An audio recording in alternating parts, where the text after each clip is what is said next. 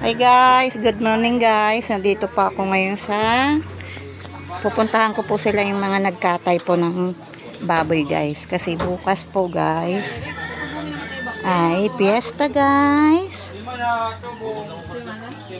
Ayan guys, ayan sila guys. Ba naman? Diyos ko, maputik. Diyos ko po. Bagyo po kasi dito guys. Ayan guys. Ayan. Good morning guys. Ayan, nagkatay po sila. Malaking pong baboy yan guys. Kaninang madaling araw po sila nagkatay guys. Alas 3 ng umaga guys.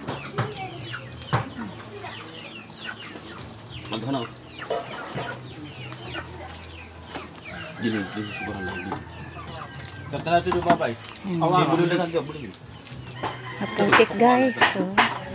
So kasi umuulan po dito sa kanila guys. Tuwing magpipista guys. Umuulan guys.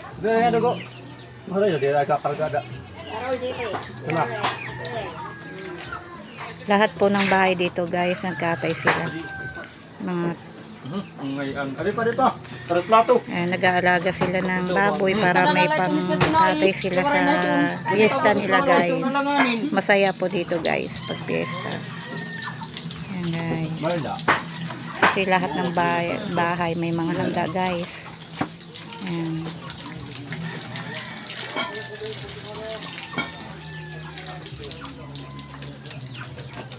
Malinis ang laman loob ano. Kasi walang kinain. Hi guys, welcome to vlog guys.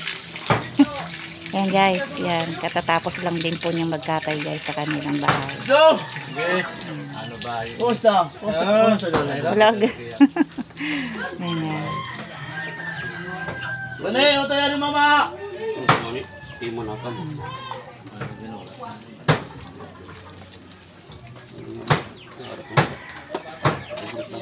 May itim na baboy po yung kinatay nila guys. Ayan naman loob. Ayan guys. Dami. Isang buong baboy guys.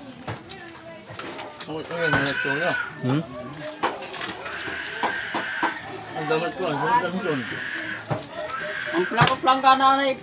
Wala lang nga, balde. Balde.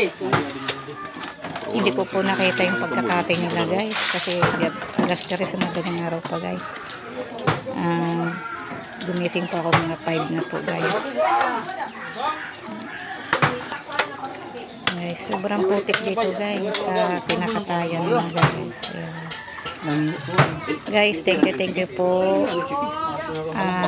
Sana po hindi po kayo magtampo guys sa akin dahil hindi na po ako nagko-content guys. Pero pagbalik ko po ng Maynila guys, iba magko-content po ulit ako guys.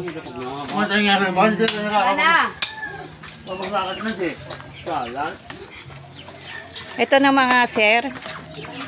Ayan guys. Ayan guys. Thank you guys sa panonood sa akin ng video guys. Sana po hindi po kayo magsawa sa panonood sa akin guys.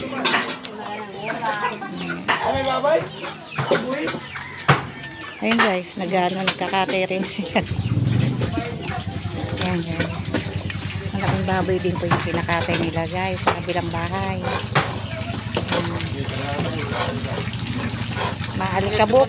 Ba naman yun. Thank you guys. Bye. Hanggang dito na lang po ang aking video guys. Guys, pinapakita ko lang po sa inyong pinatay nilang baboy guys. Sobrang laki guys. Thank you po.